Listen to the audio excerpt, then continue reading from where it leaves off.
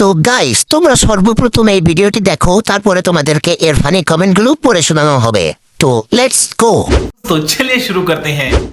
আমার হাসি আর চোখটা সবাই পছন্দ করে।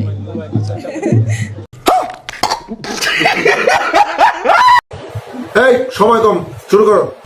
দেখে মনে হচ্ছে দেশের চাহিদা মিটিয়ে বিদেশেও রপ্তানি করা সম্ভব। ঠিক বলেছো।